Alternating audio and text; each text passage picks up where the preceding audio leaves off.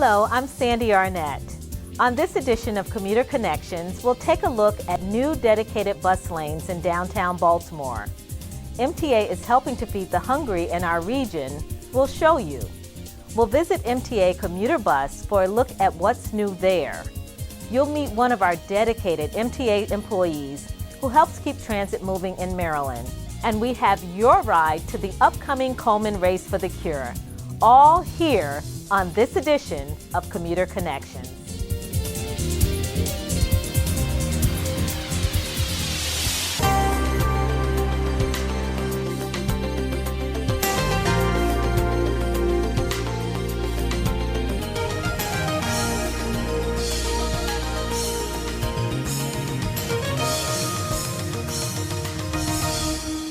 Welcome to Commuter Connections. As part of Governor Larry Hogan's plan to improve bus service in our region, the Maryland Transit Administration, with assistance from the City of Baltimore, has established dedicated bus lanes on several downtown streets to help improve bus service. Joining us with information on the new bus lanes is MTA Office of Planning Manager of Project Development, Michael Helta. Welcome to the show. Thanks, glad to be here. Good to have you on. How are you doing, Sandy? I'm fine, thank you. So now tell me, how did this whole idea of dedicated downtown bus lanes come to be, and how does it fit into the governor's overall plan to improve bus service in Baltimore? It's a really good question. So it's no mystery that the downtown Baltimore area is extremely congested, and that has a massive impact on the amount of buses that we put through the downtown area. Baltimore Street alone, we put about 800 buses per day through that Wow, corridor. And if you think Pratt, Lombard, Baltimore, Fayette, those are some of the heaviest trafficked areas. We've been talking to the city for a while actually about ways to allow our buses to move quicker because it affects our reliability as those buses move through the city center. So dedicated bus lanes is obviously one of the things that rises to the top, and as Baltimore Link was being developed, we thought it was a really good opportunity to put idea into action. And so what it is we did, we started with about 25 main streets throughout the entire downtown area, culled those down to 10, looking at amount of frequencies that we would have on them. Mm-hmm. And so we've done analysis on those 9 or 10, and we've started to put 1 or 2 of those into action. Oh, okay. Yeah, and so you'll be rolling out with the other dedicated bus lanes on the other streets coming up soon. Mm-hmm, mm-hmm. And what those dedicated bus lanes do, obviously, they help a bus hit their schedule more accurately and move through a corridor a lot quicker. And so those downtown areas are one of the biggest points that our buses were getting kind of bunched up. If you think of an hourglass, you put it over on its side, everything coming into that one area. Yeah, I was going to say like a bottleneck there. Yeah, it's a huge bottleneck. So anything we can do to help those buses move quicker through there benefits the entire system. Okay, so tell me, where do you currently have dedicated bus lanes in place? So there's actually been dedicated bus lanes on Pratt and Lombard Street since about 2009. The city put them down, but they weren't easy to tell. They weren't marked incredibly clearly, and there wasn't a lot of enforcement that went on with those. And so we actually just finished installing the bus lanes on Pratt and Lombard, I think in the middle of August, I think the 16th or 17th, so it was the first day they went live. And we have plans to do 2 more segments in the spring, and then, going out into the future, plans to implement more and more. So tell me, how do the newer dedicated bus lanes differ from the ones that have been down for years? We went with the national standard, which is painting them terracotta red. So they are. So you can't miss them. Exactly. Right? They're very hard to miss. Those, the terracotta red painted lanes let you know that this is a bus-only lane that can also be used by the city's circulator and any tour buses as well. Now, where the lanes start to get dashed, that is where anybody can actually make a right turn. Okay. That is an allowable use of the lanes because obviously there are right turns throughout the city. So that is where a regular vehicle can use those red lanes to make that right turn. Okay. So how are people being notified? Because I assume that if someone is driving in a dedicated bus lane, someone who doesn't belong, there could be a fine. Am I correct? Yes. And so the first set were put down in mid-August. And so we've been letting people get used to the bus lanes and to see how people are reacting to them right now without actually enforcing them. We're working on a campaign right now to provide a lot of education to a lot of the people going through that corridor. So we've got pamphlets and a variety of different methods that we're going to put out there to educate people. There's also been some of those blinking signs that have told people, driving in this lane, carries a $90 fee, a fine, and 1 point on your driver's license because it is technically a traffic device that you would be disobeying. So that's why it's $90 and 1 point, which is the same with any traffic sign. So we're working on getting the word out there right now. In the coming months, we'll start to provide warnings. So there'll be enforcement with warnings to let people know, and then after that we'll actually start going out there and really doing a targeted enforcement where there will be real fines, real points, and everything of that nature. But we want to let people know. The good thing is that they have a grace period. Exactly. So they can get used to the idea. It's a new thing, so we want to educate people first before we start enforcing it. Now, did the public have input, or any of the transit riders have an opportunity to give input into the dedicated bus lanes, maybe what their thoughts were about even having them or where they should be placed downtown? We did a public outreach effort in July. We did 3 separate meetings in 3 different areas in the downtown city core where most of these dedicated lanes will go into place. We worked with a lot of the businesses. We worked with the city to have these meetings as well. And we're also having another set of public meetings in November to get the reaction from the Pratt and Lombard ones that have gone down, and also to give updates as to the future dedicated lanes or locations and the timeline for those as well. Have other cities done something similar? And, did MTA look at that and kind of decide what to do? How did that all play? So out? Seattle, Boston, New York City, San Francisco have all so done the terracotta red dedicated bus lanes, and when we spoke with them, they all said that they've seen some very impactful changes and reliabilities on their systems going through those areas, and they all viewed it as a very good thing. Yeah, it sounds like it would be. I mean, anything that can help reduce congestion, keep the buses moving, get people to where they need and want to go on time, right? Absolutely. That's always a big thing. People want to be on time. Absolutely. So if someone needs more information, where would they go? If you went to the baltimorelink.com website, there is a sub-page titled Infrastructure, and if you go on there, there is a page about the dedicated bus lanes, and there's also a link to the entire presentation that was given at those public workshops in July, and it's about an 18-20 page document that will really give you the details on what the dedicated bus lanes are, how we analyze them, and how we decided where to put them. Oh, okay. Sounds great. Michael, thank you so much for joining the show. I appreciate it. Thanks for having me. Okay. Coming up next, a look at what's new at MTA Commuter Bus. That's just ahead. Stay with us.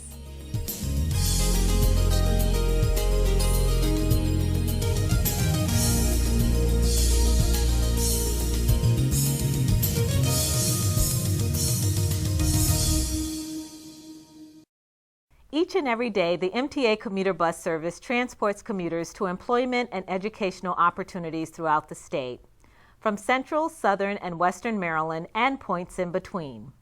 MTA Commuter Bus is making a difference throughout the state with safe, efficient, reliable transit and world-class customer service.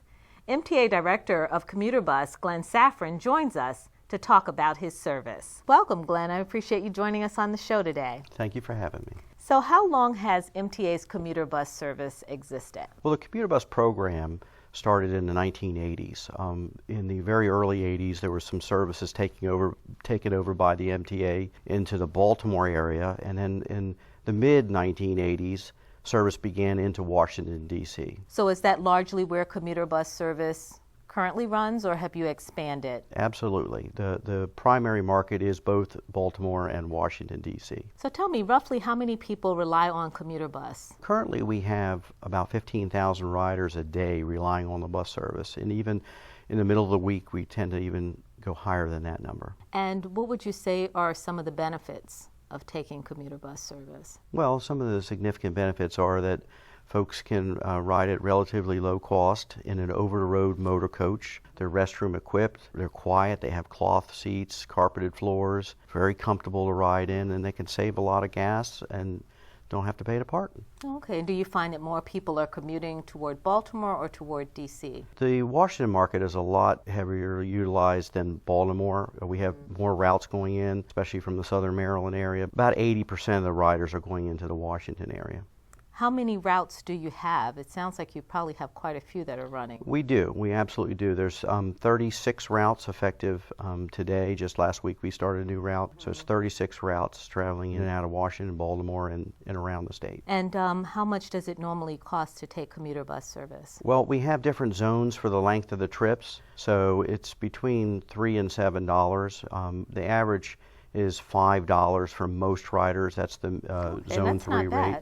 Not bad at all for a Can't beat one-way that. trip. And there are monthly discounts available too. That's just the one-way cash fare. And what are the hours that commuter bus service normally runs? Well, we have some very early hours. Some trips start as early as 4 o'clock in the morning, and our last trips don't finish up till near to midnight. Yeah, that is a long day, and you sounds like you're accommodating different schedules. Right, primarily we are established to run the normal work hours for folks, which that has changed over the years. It's definitely gone earlier and later in both cases, but most of the bulk of the service is the PM rush hour. Okay. And the AM rush hour as well. Now, is MTA running all its own buses, or do you hire outside vendors or contractors to help with the service? Well, the commuter bus program is 100% contracted out. Okay. We do utilize a combination of state-owned buses as well as contractor-owned buses to complete the service every day. Okay, and how many buses roughly do you run as part of your fleet? It takes about 280 buses every day to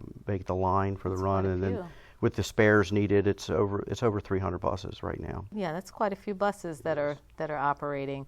And roughly how many vendors? We have 7 contractors right now. Our latest additions have been Academy Bus, Atlantic Coast, and Gold Line. But for a long time, we only had 3 or 4 companies, but now we're up to 7. And so how do you determine, the need for more contractors or to expand the program? They're based on contracts. The contracts are competitively bid. Obviously, we like competitive bidding. It gives us the best deal for our money. And as far as the number of routes that are out there, each of these contracts are typically bid on 3, 4, or 5-year terms. Oh, okay. And so as these older contracts come up for renewal, then there's opportunity for any of them to bid on the service. So just, tell us real quick how, going forward, what are some of the enhancements that may still be coming to commuter bus? Well, we do have some new routes planned.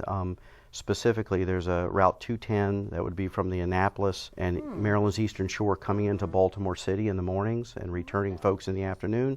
There's also a new, another reverse service starting in Baltimore City that would go to potential employment sites in Annapolis, going to Annapolis in the morning, returning back in the afternoon.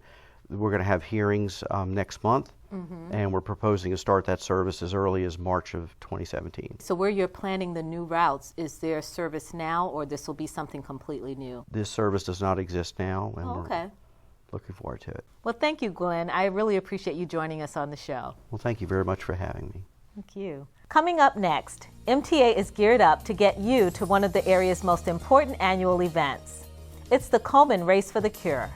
A look at this upcoming event is next. Stay with us.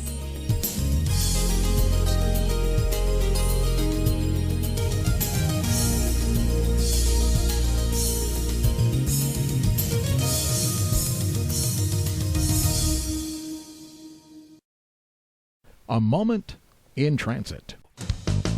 As part of its commitment under the Baltimore Link Transit Improvement Plan to better connect people to employment centers, the Maryland Transit Administration launched a new reverse commuter bus route on October 3rd. This new route provides work-based trips from Baltimore City and County to Aberdeen Proving Grounds. This service operates weekdays between the hours of 5:30 a.m. and 7:30, and again between 3:30 p.m. and 6:30 p.m. The morning service starts near Johns Hopkins Hospital and makes stops along Fayette Street at the First Mariner Arena and the White Marsh parking lot. The morning destinations are businesses along US 40 and several stops on the Aberdeen Proving Grounds. Afternoon service is the reverse, bringing riders back into Baltimore City.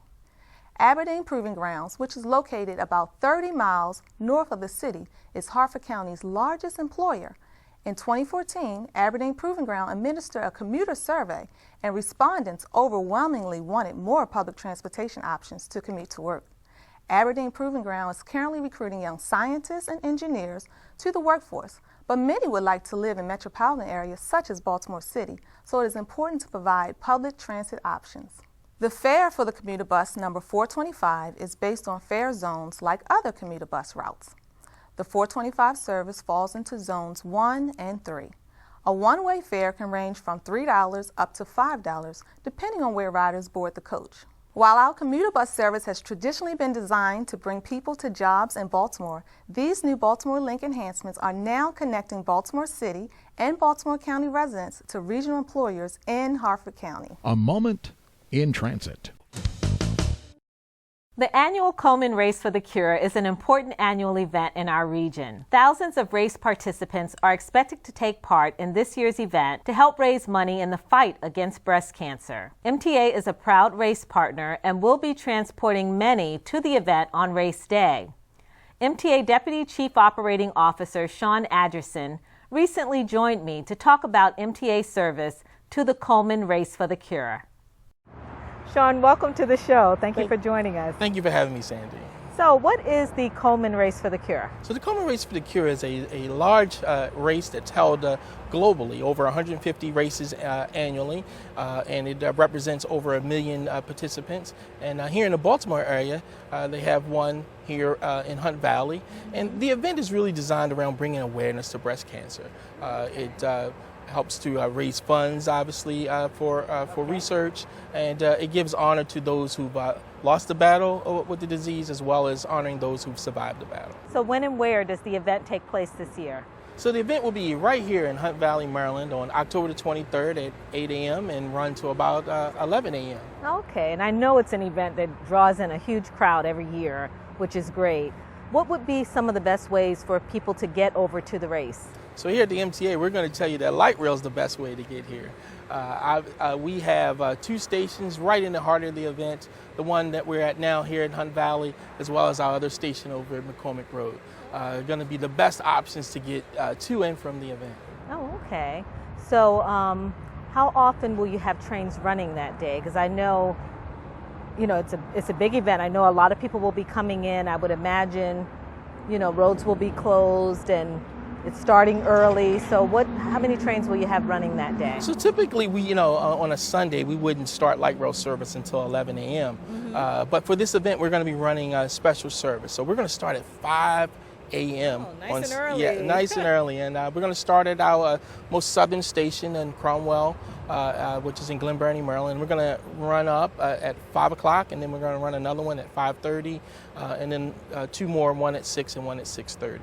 Okay, and what's the cost to ride light rail? So light rail is a one-way fare of $1.70, but we're going to encourage you to buy a day pass, which costs $4.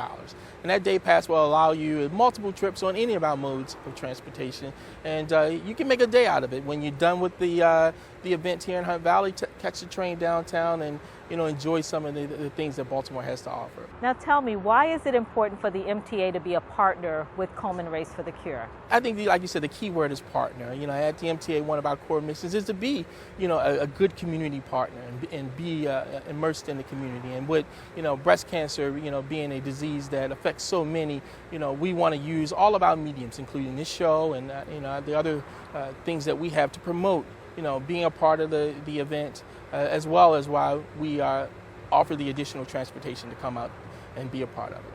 Okay, so we're talking Sunday, October 23rd, 8 a.m., Komen Race for the Cure, right here in Hunt Valley. Absolutely. Best way to get here. Okay, avoid the parking, the traffic. All that good all stuff. That stuff. Right. Get your ride right in and you're good. Okay, thanks again. I appreciate having you on the show. Thank you for having me. Okay. Coming up next, a look at what MTA is doing in the community to help fight hunger. That's next.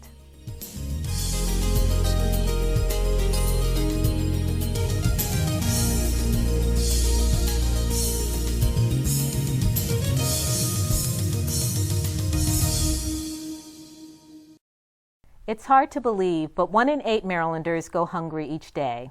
That translates into hundreds of thousands of people who are affected by hunger issues in our state. In advance of the holiday season, MTA has been collecting food to help feed hungry individuals and families.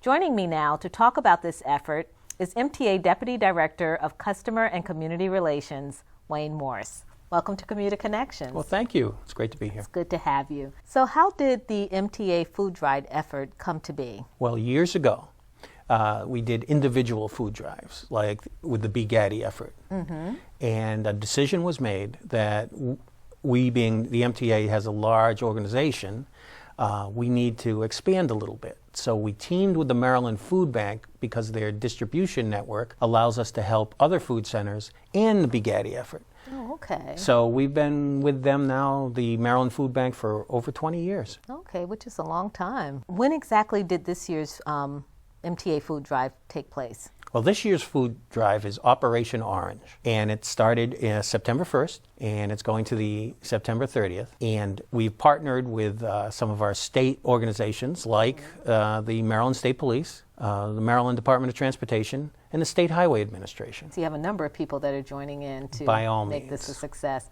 And you mentioned Operation Orange. Yes. How did you come up with that name? That came out of the Maryland Department of Transportation. We did the same thing last year, Operation Orange, to a great success. So how successful has the MTA Food Drive been? We're not sure.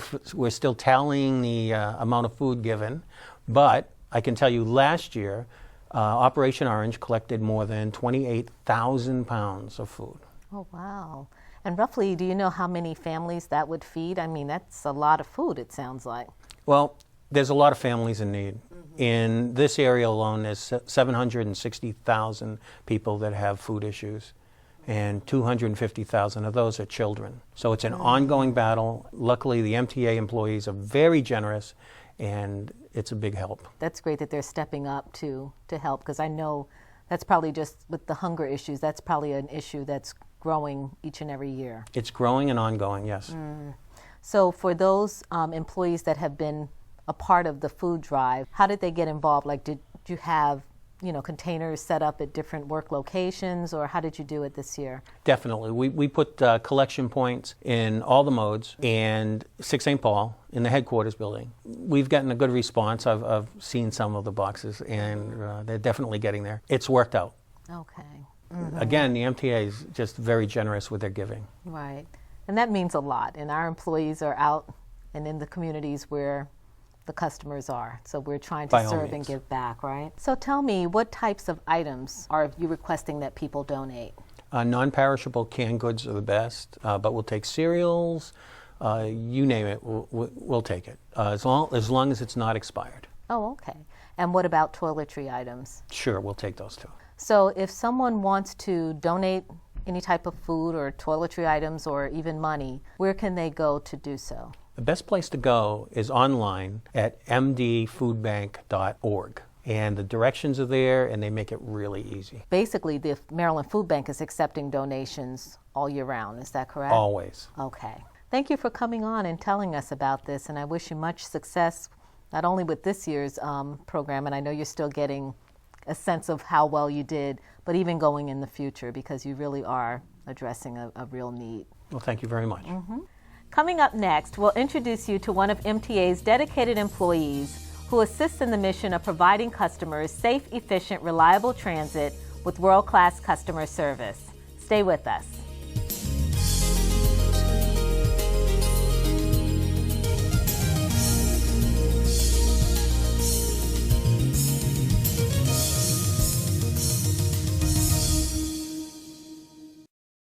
It takes many dedicated transit professionals to help keep Maryland buses and trains moving. Not just the transit employees you see on the front line operating buses and trains, but also many behind the scenes who help make it all possible. One of MTA's dedicated team members joins us today. Leonard Stepney is responsible for keeping the MTA Metro Operations Control Center running smoothly each day. We welcome him to the program. Welcome to Commuter Connections. It's good to have you on the show. Thank you for having me, Sandy. Good. Now, you talk about the MTA's Metro Operations Control Center. Tell me a little bit about what this center is and what happens there. Well, at the Metro Operations Control Center, again, of course, we provide the service. We also monitor our train system that runs from Johns Hopkins to Owings Mills. Each station, station attendants, train operators, they all contact our controllers who actually, again, control the line, setting signals and performing the work. Oh, okay. So you're basically making sure that everything is running smoothly. If and on time, there's yes. ever a problem, it shows up like you get some alarm and you know that something needs to be fixed, and everything happens there. We have alarm systems, and also the operators are our eyes, and they contact us if there's an issue with the train or in the stations. Where exactly is this center located? We're actually located in downtown Baltimore, right by the world famous Lexington Market. Oh, okay. Okay, wonderful. And it sounds like it's a lot, really just trying to monitor the entire Metro subway system. How many people do you have on hand to help do that job? Well, currently I have 14 controllers, rail controllers, and 1 chief rail supervisor who assists me with some of the managerial duties. Now, in your role, give me a little bit more specific about what it is that your job entails, like your day-to-day operations. Okay, well, one, I manage the schedule for the controllers. I also provide assistance during emergencies, some direction as far if there's an emergency, and also I always say the 3 P's of management: policies, programs, and procedures. So I help and assist to develop those things. So it sounds like you probably have a long day, huh? Oh yes, definitely. I could imagine. And how long have you worked in this capacity? I've recently celebrated 1 year. Oh, congratulations. As the acting manager. So, how's that 1 year been for you? it's been trying at Eventful? times, but it's eventful, but hard work. Okay, Yes, but it definitely. sounds good, and it sounds like you have it, you know, it's rolling, right? Yes, definitely. And what did you do prior to moving into this current role for the MTA? I was the superintendent of Metro Transportation, where I managed 110 local 1,300 employees. Oh, okay. The train operators, Metro train operators, and the station attendants as well. Oh, okay. So largely your union employees when you Yes. mentioned that? Okay. Exactly. Okay. And you've had other jobs in between, or did you spend most of your time in this position? Well, I started as a part-time bus operator. Oh, wow. Yeah. Okay. So from a part-time operator, I became a rail controller, which I manage now, and from there, the assistant superintendent, then superintendent, and now okay. I came back to manage the group that I worked at. So it sounds like one job has prepared you for the next job. Yes, has prepared you. definitely, Okay. definitely.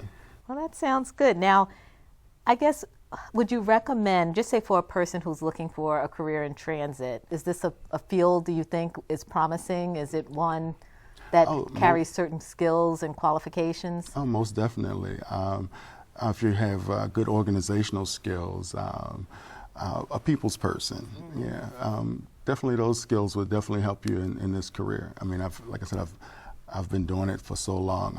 It's something that I love to do, and I would recommend it to any young person, that a career that can help to provide for their family, send kids to college, that kind of stuff. And it sounds like there's growth opportunity because you've had an opportunity to work in different jobs under the MTA. Yes, definitely. So I understand too that in addition to your role at MTA as a transit professional, that there's some other things that you enjoy doing as well outside the agency. Tell us a little bit about that. Yes, acting, something that I love to do. Recently I completed a run on a play that we just did. It was called My Big Fat Ghetto Fabulous Wedding. Oh, wow, And okay. we performed that at the Turner Auditorium at Johns Hopkins Hospital. Okay. Do you find it hard trying to balance it between your work and doing this? Because I guess you're learning lines and studying scripts and all that. It can be difficult. Like we talked about before, some of the skills that you need. It's time management, so those skills are definitely needed during that time. Oh, okay, but it sounds like fun, and you're also an artist. Yeah, I doodle a little bit. Dabble a little. Yeah, my as a student at Howard University years ago in School of Architecture, not transportation, as you see. I mean, I passed it on to my kids now. My sons are great. They love to draw. Well, I have a 20-year-old and an 8-year-old, and they my dabble boys, a little too. they're probably better artists than I am. You know, our kids always, they can just take the torch and run with it, right? Definitely, definitely. Okay, well, wonderful. Well, this has been an interesting discussion. Thank you for coming on, telling us a little bit thank about you. what you do, and it's been exciting. So thank you. Hopefully you'll join us again in the near future and keep us updated on what's happening. You got it. Thank you. Okay. We've come to the end of another Commuter Connections program. Thanks for joining us. We'll see you next time. Take care.